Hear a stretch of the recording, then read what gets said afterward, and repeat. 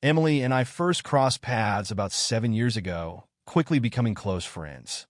Both of us grew up in the Midwest, where our devout Christian upbringing taught us to place God above everything, even family. Our Sundays were dedicated to church visits and hopeful discussions about our future plans. I pursued a successful engineering career with bright prospects, while Emily excelled in her role selling accounting software for a major technology firm in Atlanta. Before we got married, my parents generously gifted me a 3-bedroom house upon my college graduation. They prefer to share their wealth during their lifetime, rather than wait until they passed away. Mom and Dad found joy in giving while they were still around. Emily and I exchanged vows just over 5 years ago, and it felt like an endless honeymoon ever since. Our intimate life was passionate, with encounters at least 4 nights a week. Our friends often teased us, envious of our closeness, seeing us as soulmates. Our joy multiplied when we welcomed 2 beautiful blonde twin girls into our lives. After their arrival, our focus shifted entirely to raising them in a nurturing and loving environment. Some might have found our lifestyle dull.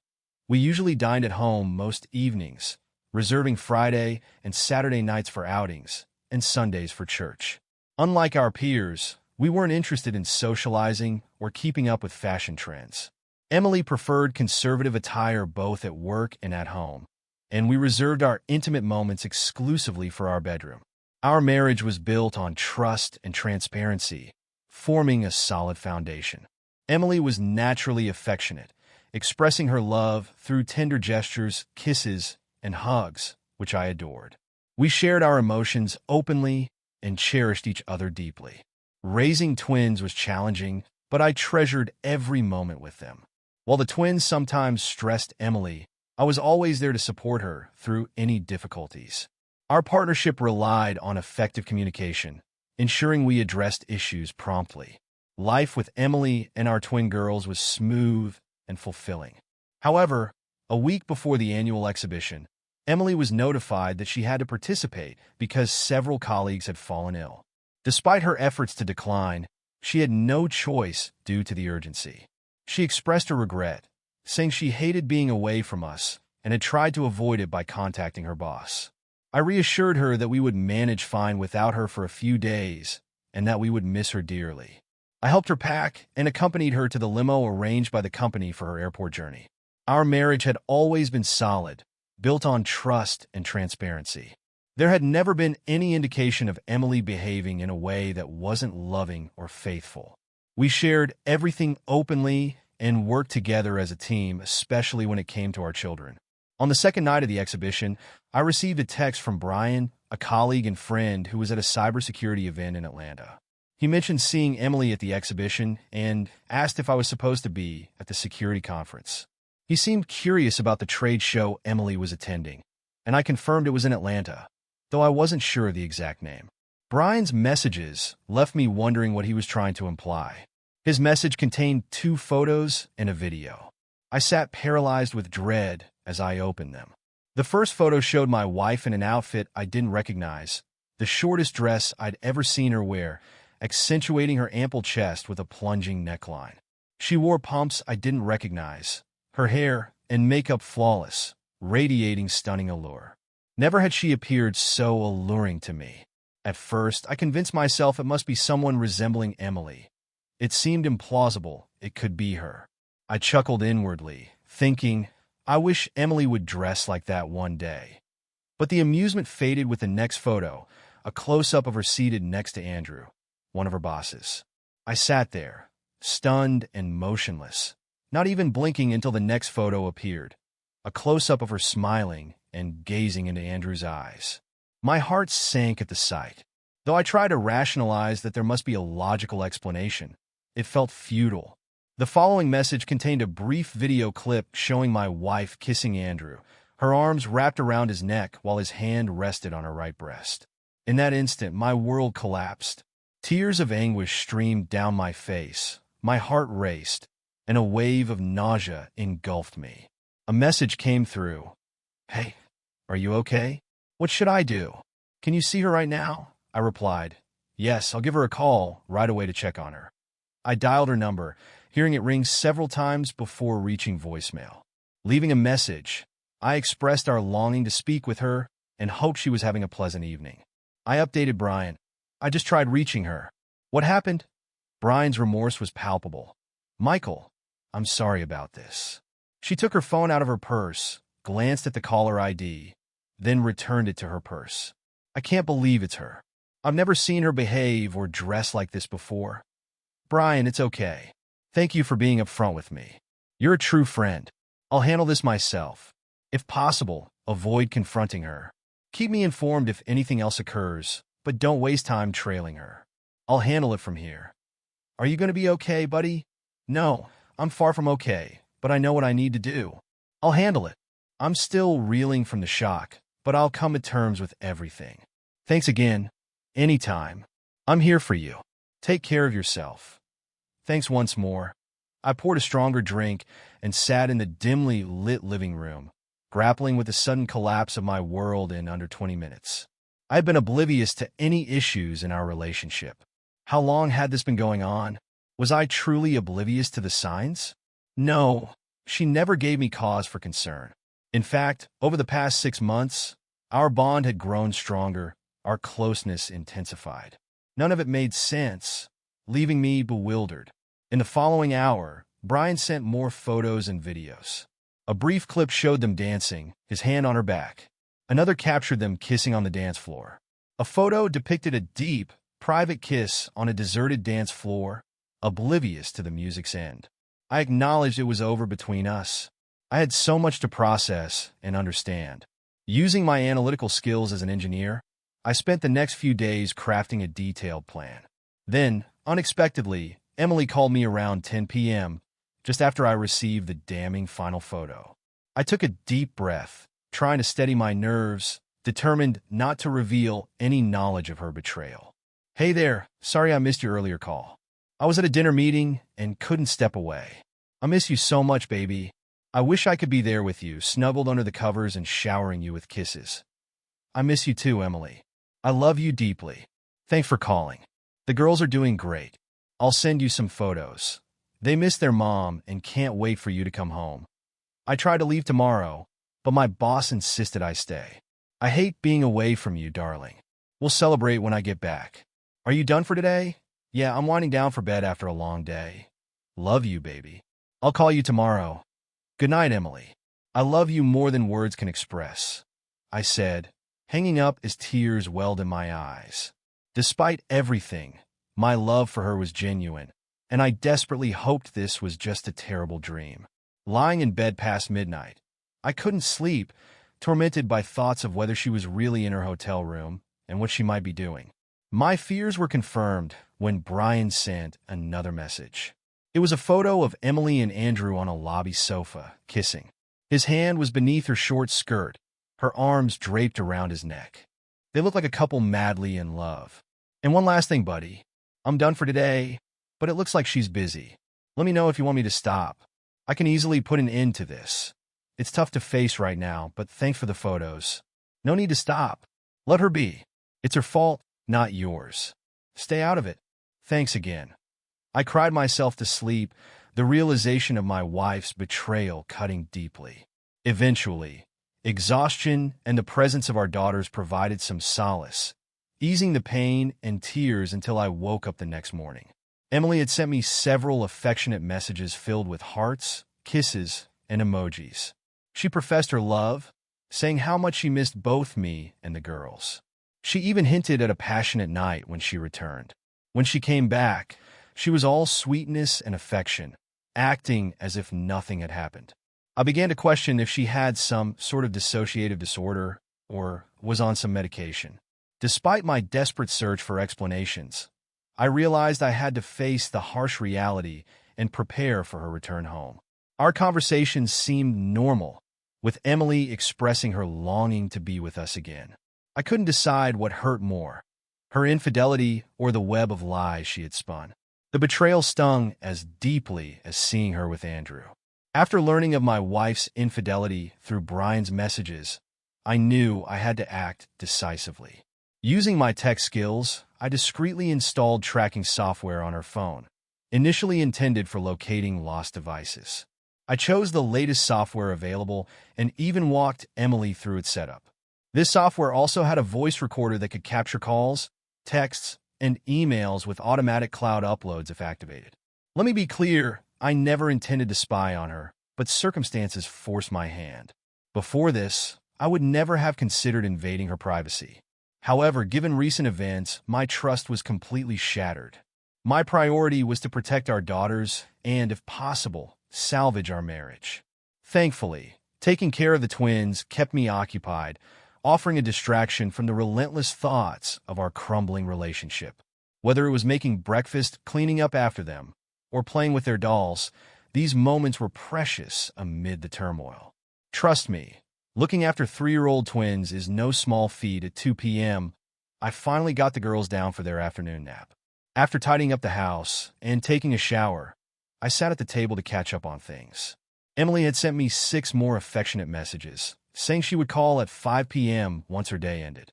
After reading them, I accessed the cloud from my laptop, logged into her account, and reviewed everything recorded since I activated the tracking software. I was in shock as I read the messages exchanged with Andrew. Here are a few excerpts. "You were incredible last night, baby.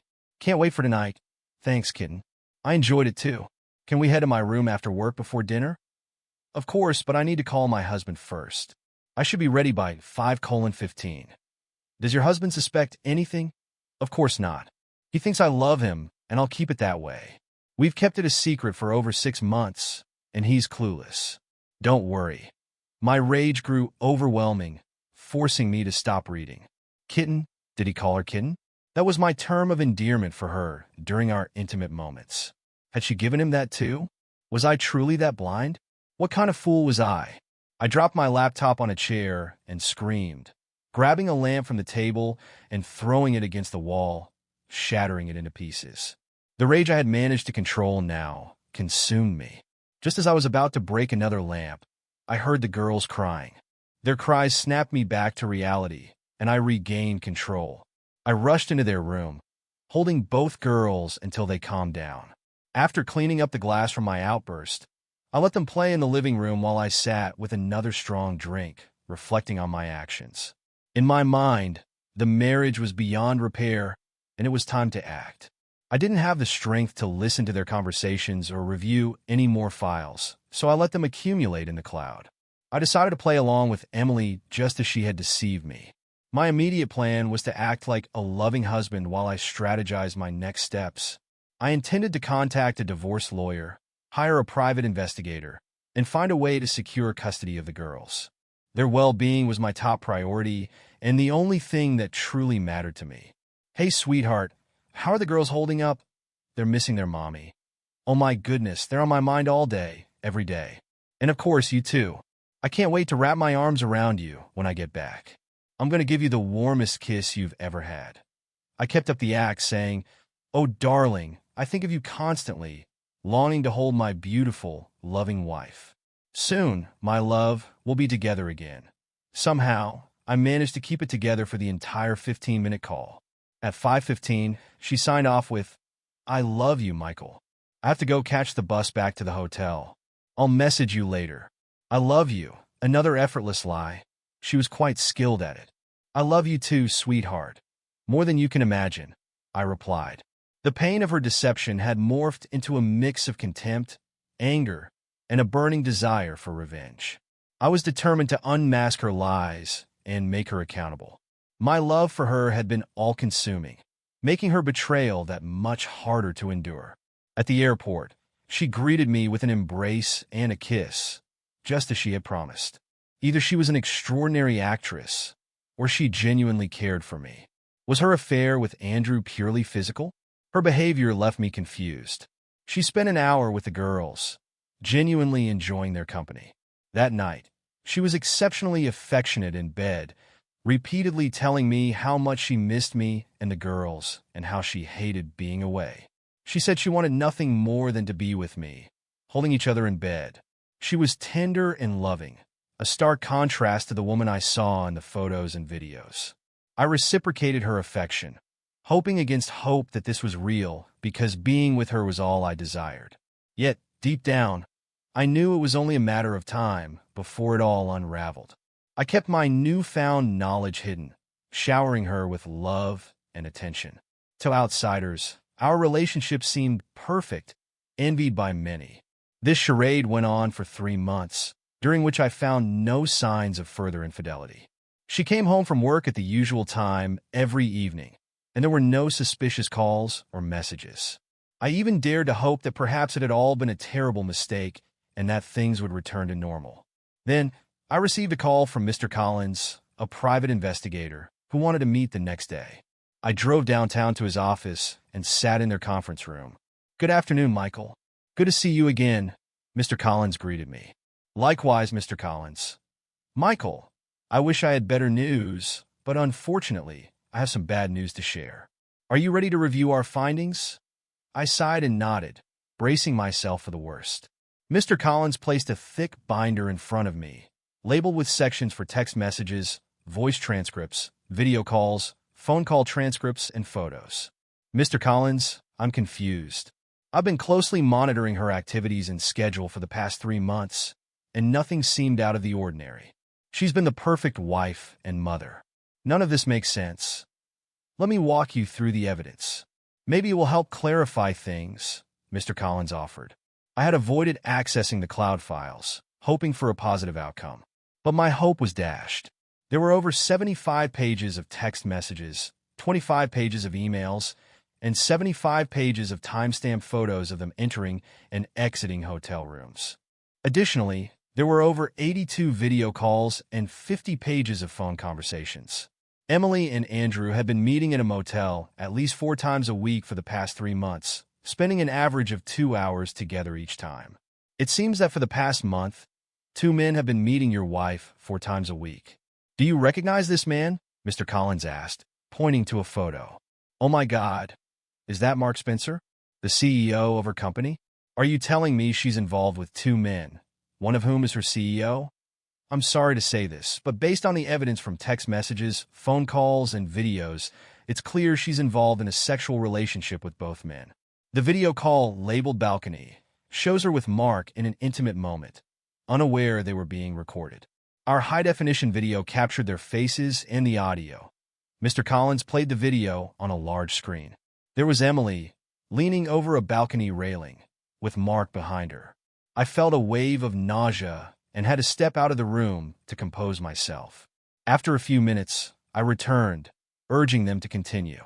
The video labeled Balcony 2 shows your wife with both Mark and Andrew. I'm sorry you have to see this, but these videos can be used if you decide to proceed with divorce and custody battles. I sat there, stunned and disbelieving. Could this really be Emily? I desperately wanted it to be a mistake. "Michael, we've looked into Andrew Scott and Mark Spencer. Andrew has been married for 10 years and has 4 young children. Mr. Spencer has been married for 25 years and has 3 grown children. Text messages reveal that Andrew introduced Mark into their activities after your wife expressed interest in a threesome. It's grim, so I'll leave you to review it when you're ready. Here's the folder and a USB drive with all the files and videos your lawyer will need." When I met with my lawyer, she was shocked at the mountain of evidence. She couldn't believe there had been no prior signs of infidelity at home.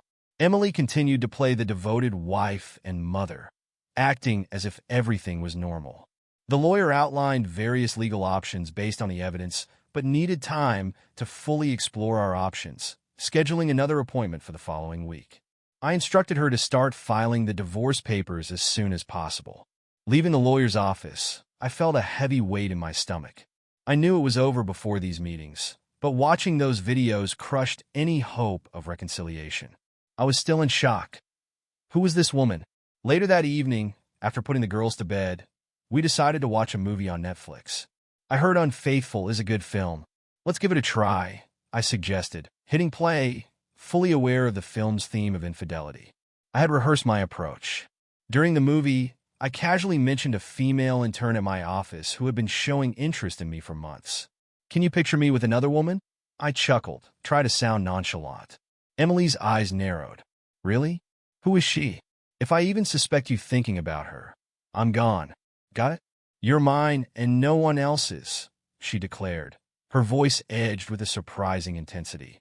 Her fierce reaction was almost laughable, given her own actions. Michael, why didn't you tell me about her sooner? What's her name? She pressed. Emily, calm down. She's just an intern, a young girl who's been flirting a bit. I've ignored her completely. What about you, Emily? You're the most attractive woman in your office. Are you telling me no one ever flirts with you? Of course not. They all know I'm married and would never cheat on you. So, in our entire marriage, you've never once thought about being with another man? Not even a harmless kiss? Have you ever cheated on me, baby? I asked, looking directly into her eyes. Her face flushed with anger. Are you serious? How can you even ask me that? I constantly show you how much I love you. I've always been faithful. I can't believe you'd think otherwise, she snapped. I apologized, agreeing with her to keep the peace, and we resumed watching the movie. Internally, I marveled at her performance. She could have been an actress with how convincingly she lied. Once she seemed to settle back into the movie, I decided to take the next step. I grabbed my phone and opened the messaging app, finding a photo of Emily and Andrew kissing passionately on the dance floor, his hand firmly on her behind. I stared at the photo, waiting for the right moment. What are you doing, Michael? Why aren't you watching the movie? Because what I'm looking at is far more real. What do you mean? I muted the movie and held up the photo for her to see. She froze, words caught in her throat. I kept my eyes on the image. Quite the passionate kiss you're sharing with Andrew. Care to explain? Where did you get this? You were having dinner with Brian Stanton, who saw you with this man. He sent me this to confirm if it was you. And it is you, isn't it? I have to say, you look quite stunning in that dress. Never seen you wear anything so revealing. Were you trying to impress your boyfriend? Go ahead. I'm listening, I said, my voice dripping with sarcasm. Michael, we only had one dance and he was drunk. After the song, he grabbed me and kissed me. What you don't see is that I slapped him right after and caused a scene. I would never allow that. I bought this dress for a business dinner, not realizing how revealing it was. I'm so sorry, she stammered, looking desperate. All right, I understand. It happens. And that was the only incident. Yes, and he won't try it again. We resumed the movie, but I could feel her tension. After a few minutes, I pulled out my phone again, this time playing a video of them on a couch, his hand wandering under her skirt. She noticed, and her face turned pale. What are you watching now? Remember that night you called, saying you were getting ready for bed after a long day? Yes, she whispered, almost inaudibly. It's interesting because I received another message from Brian 2 hours later. This time it was a video. Would you like to see? I pressed play, showing her and Andrew kissing, his hands all over her. I'd love to hear your explanation for this, I said, my anger now replaced by cold amusement. Michael, I'm so sorry. After we spoke, Andrew called, saying we needed to discuss a client issue. He asked me to meet him in the lobby. I had a few drinks and got a bit tipsy. You know how I get. Nothing happened beyond what you saw. I told him to stop and reminded him I'm married. Please believe me. Kitten, I said, emphasizing the pet name. The problem is I've always believed you. But in the last 20 minutes, you've lied to me twice. Can you see my perspective? I'm here alone, and the woman I love is kissing her boss in photos and videos, wearing the most revealing outfit I've ever seen. How do you think I feel? Michael, I love you. This happened months ago. Why didn't you confront me sooner? Honestly, I wanted to see if you'd come clean. I wanted to believe my wife was truthful and transparent. But now I see where we stand. Are there any other lies? Are you involved with him? Do you love him? I asked, toying with her, enjoying her discomfort. She began to sob, repeating how much she loved me. Please, stop telling me how much you love me. I need answers. Are there other deceptions? Michael, hear me out. Nothing beyond a kiss happened. I admit I kissed him, but that's all. I told him to stop every time. I don't know what Brian saw, but you have to trust me. Okay, stop crying. I trust you. But I'm puzzled. You never dressed like that for me, nor did you style your hair and makeup that way. Was it for him? Do you have feelings for him? Are you considering leaving me? Emily, please, I need the truth. The tears flowed again. No, Michael, my love is only for you. I never want to lose you. Nothing happened. I don't know why I dressed like that. Maybe because other women were dressed similarly, and I felt insecure. But I promise nothing more happened. I can understand that. But why didn't you tell me about Andrew and your interactions if nothing truly occurred? I didn't want to upset you. He's my superior, and I couldn't risk losing my job. If anything serious had happened, I would have told you right away. You understand, don't you? She pleaded, her voice trembling. I comforted her with a kiss and held her gently as she cried. This was the start of my month-long plan for revenge. That night, we made love, and I detached myself, imagining I was one of her many lovers. I refused to deny myself the pleasure of her body or warn her about what was coming. Her acting was impeccable, but I was indifferent. She was more passionate than ever, trying to convince me of my exclusive place in her heart. This routine continued for weeks. Each night, her performance was flawless, and I simply enjoyed the spectacle. The next morning, I checked the cloud for any new messages with Andrew. Predictably, she didn't disappoint. Oh my God, someone took photos of us at the fair and sent them to Michael. His friend saw me at the restaurant without Michael. I'm unsure if he's aware, but the video showed us kissing. Damn. Now that you mention it, I recall a man with a phone across from us, observing. But I didn't think much of it. How did Michael react? Nothing. I convinced him nothing happened.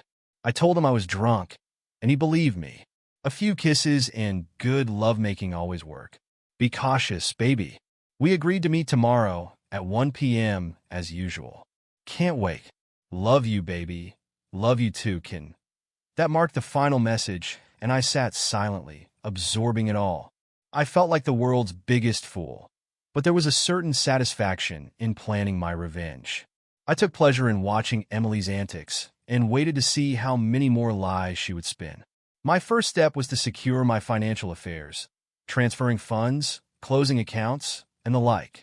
I kept my primary Visa card active, but slashed the limit to $2,500 to mitigate potential damage. Emily remained oblivious to my mounting anger and didn't notice any changes. I confirmed with my lawyer that since the house was mine before the marriage, I wouldn't be forced to leave when I filed for divorce. Naturally, I drafted an email containing videos, texts, and photos that I eventually sent to all her contacts, friends, family, and coworkers.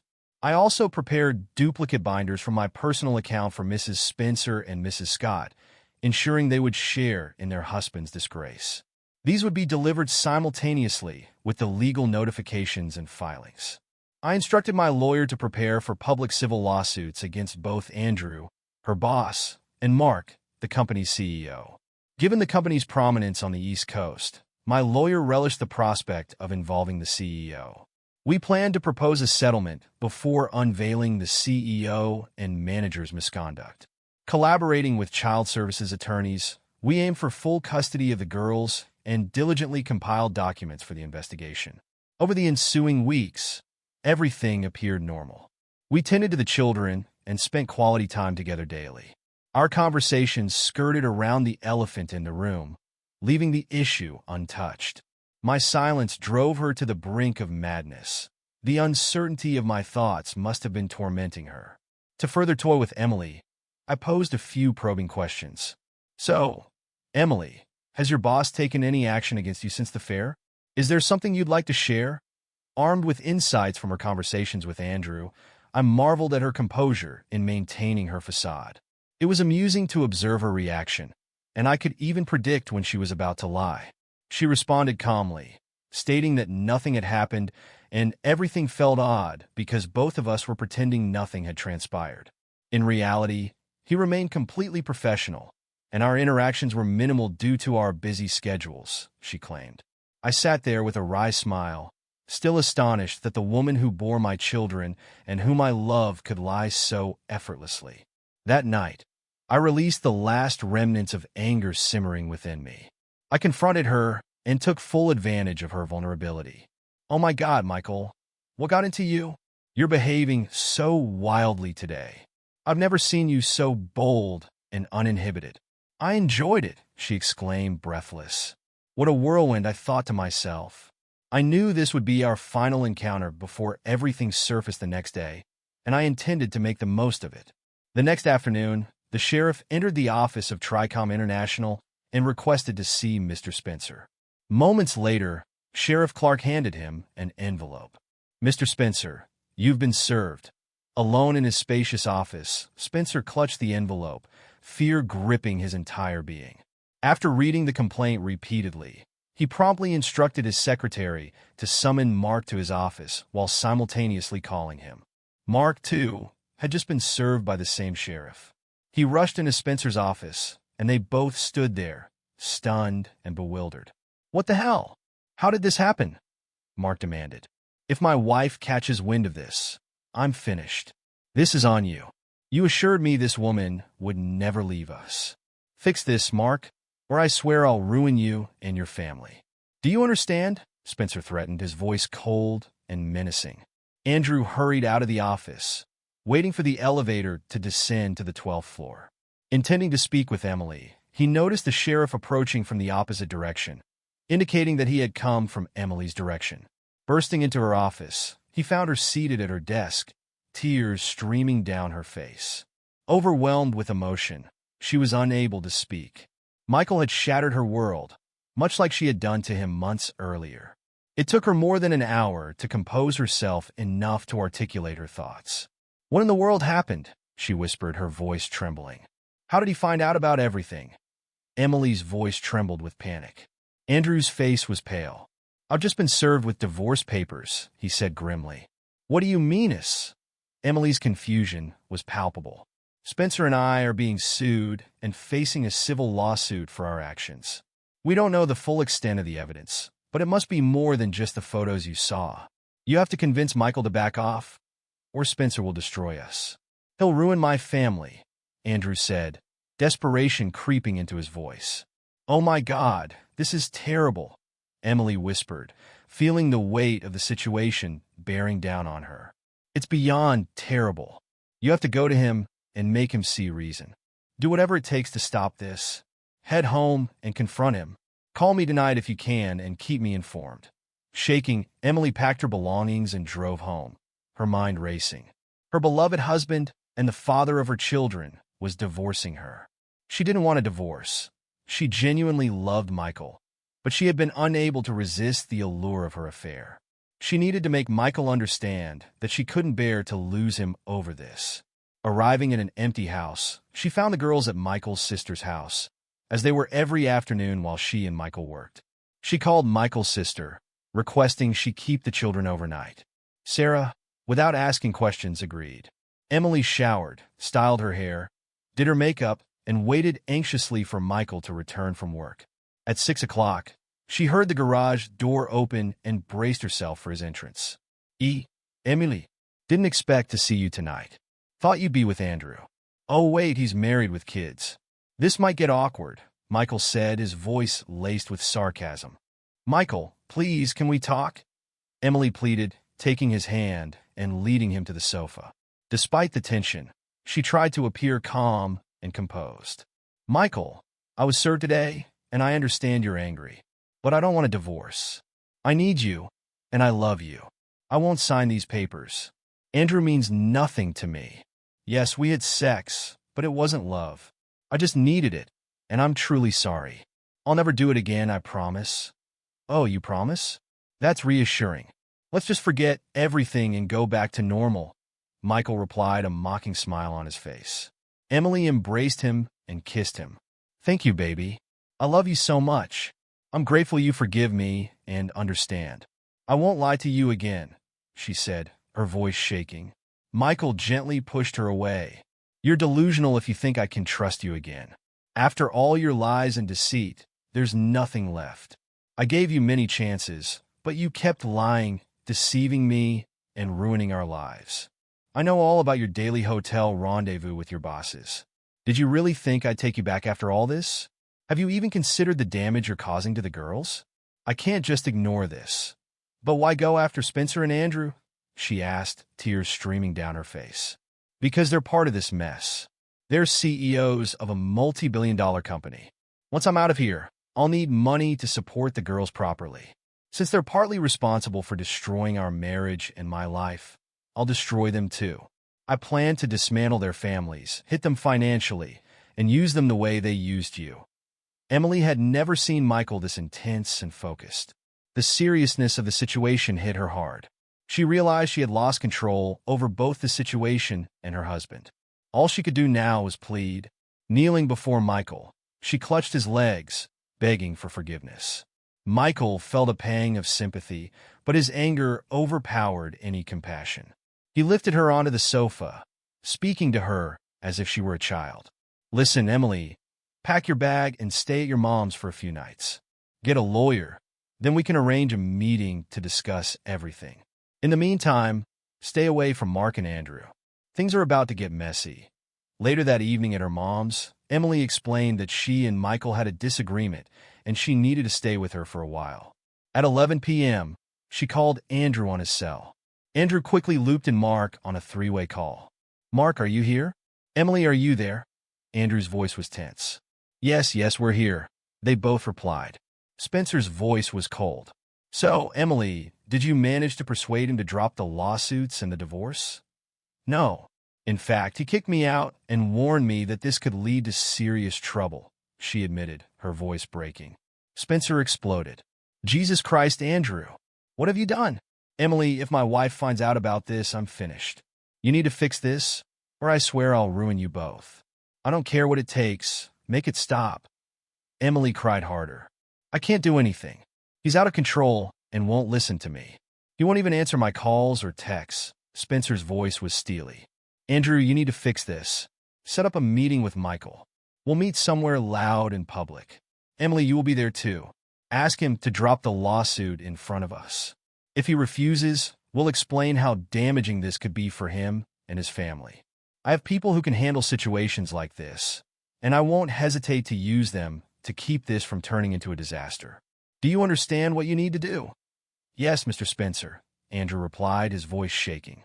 "Emily, you know what you have to do, right?" "Yes, Mr. Spencer," she whispered. "Then make it happen tomorrow afternoon." "We don't have time to waste," Spencer ordered before abruptly ending the call. Emily and Andrew hung up, both considering the gravity of the situation. That night, Michael listened to the recorded call, unsurprised by their desperation. He began devising his own plan. The next morning, as expected, Andrew called to arrange a settlement meeting. They agreed to meet at 6 p.m. in a crowded courtyard. At 4 p.m., Michael met with his private investigator, preparing for the meeting. They used state-of-the-art technology with noise cancellation to capture clear sound even in noisy environments. A private investigator would also be present to film the meeting as evidence. Michael arrived at 6:15, deliberately keeping them waiting to allow time for the private investigator to set up his video equipment. As he approached the group, he saw Emily looking nervous. "Emily," he greeted her, his voice calm but firm. Michael walked into the meeting, his gaze cold and unyielding. "I'm surprised to see you all here together, but I guess we know where your allegiances lie. What brings us together?" Mark Spencer cleared his throat. "Michael, I'm Mark Spencer. I requested this meeting." Michael's eyes narrowed. "Spencer, you look different in person. These videos don't do you justice. Can't say it's a pleasure to meet you." Andrew Scott stood beside Spencer, shifting uncomfortably. Michael's gaze was unforgiving. "Andrew, the man who slept with my wife and destroyed my marriage. Can't say it's a pleasure to meet either of you." Spencer, trying to stay composed, spoke up. "I understand your anger. If I were in your shoes, I don't know how I'd react. But we need to talk. Follow me." Michael didn't move. "What's on your mind?" Spencer took a deep breath. "We want you to drop the lawsuits against me, Andrew, and the company." Michael chuckled darkly. "Is that all?" "No, sorry. Someone has to pay for taking away the most important thing in my life." He glanced at Emily, who was now crying silently. "The only woman I ever loved and the mother of my children." Spencer's expression hardened. "What will it take for you to drop this and take Emily back?" "Name your price." Michael shook his head slowly. "No amount of money will make me take her back. She betrayed my love, trust, and our children's lives for a fling with you too. It's out of the question. I'll drop the lawsuits under two conditions. First, I want $5 million.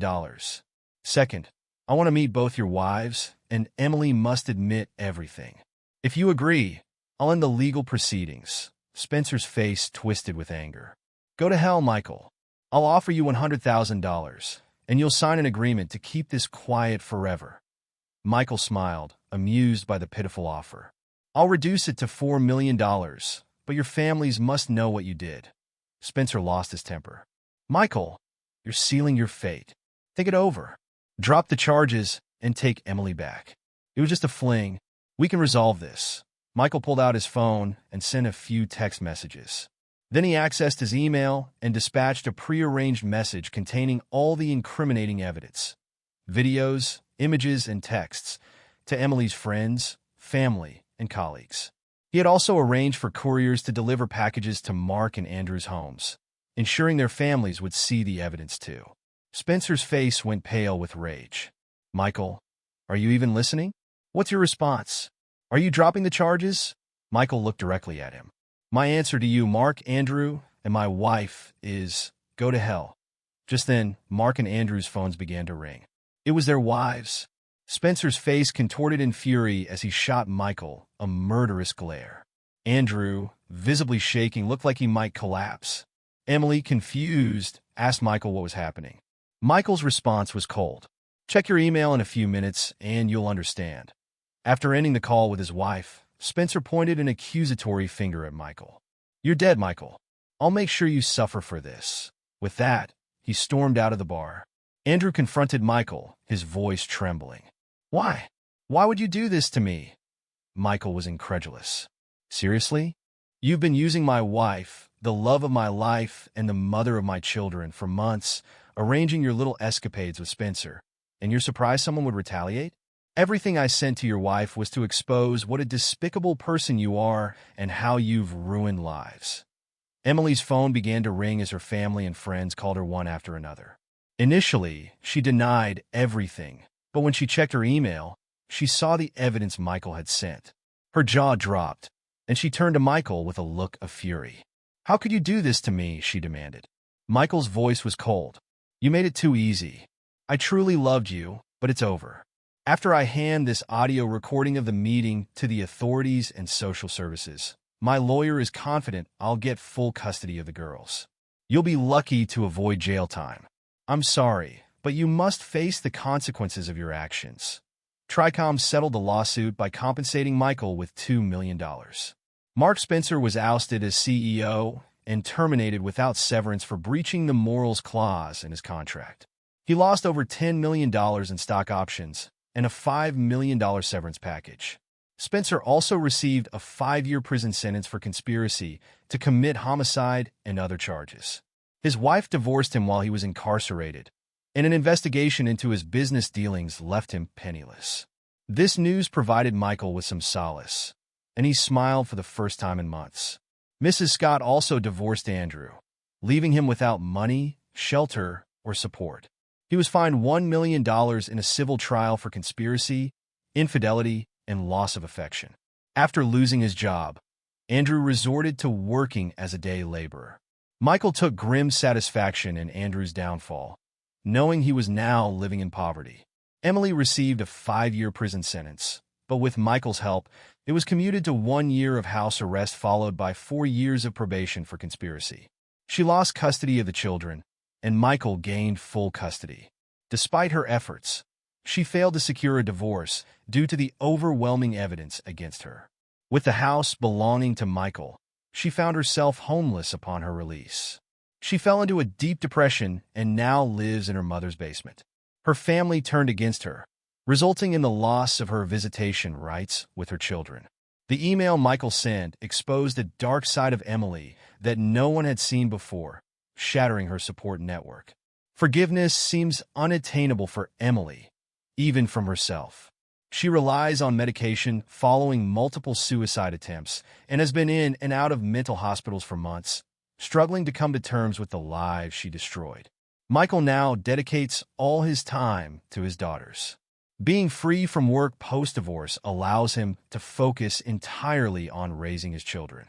Since Emily's suicide attempts, the girls have not seen their mother, but they receive ample support from Michael's sister and mother. They will recover from this traumatic ordeal without lasting effects. While revenge brought Michael a fleeting sense of satisfaction, it cannot fully heal his wounds. He still harbors love and forgiveness for Emily, but the memory of her betrayal remains etched in his mind. Taking care of his daughters keeps him occupied and wards off loneliness. However, due to the betrayal, lies, and deceit, it will take years before Michael can open his heart to love and trust again.